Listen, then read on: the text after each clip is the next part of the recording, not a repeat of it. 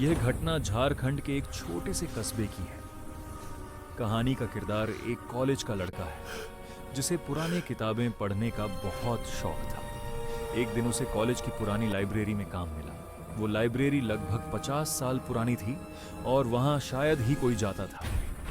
पुरानी लाइब्रेरी का रहस्य लाइब्रेरी के सबसे कोने में एक अलमारी थी जिस पर लिखा था, यहाँ रखी किताबें न छुएं, पर इंसान की फितरत होती है, जिस चीज से मना करो वही करने का मत होता है। उस लड़के ने अलमारी खोली। अंदर एक मोटी धूल भरी किताब थी। काले कवर पर लाल स्याही से लिखा था, जिसने पढ़ा वो लौट कर नहीं आया।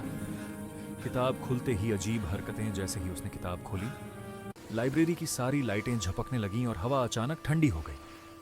किताब के पन्नों पर कोई कहानी नहीं थी, बल्कि किसी की जिंदगी लिखी हुई थी। पहले पन्ने पर लिखा था उसका अपना नाम और आज की तारीख। वो डर गया और किताब बंद कर दी।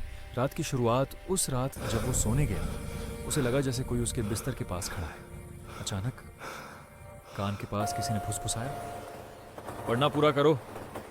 वो पसीने में भीग गया। किताब खुद खुल जाती थी। अगले दिन वो किताब उसके बैग में थी, जबकि उसने उसे लाइब्रेरी में छोड़ दिया था।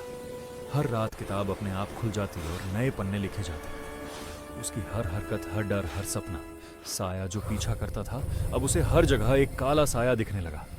आईने में उसका चेहरा कुछ सेकंड के लिए बदल जाता। किताब में लिखा था, तीसरी रात पूरी होते ही कहानी खत्म होगी। तीसरी रात बिजली चली गई।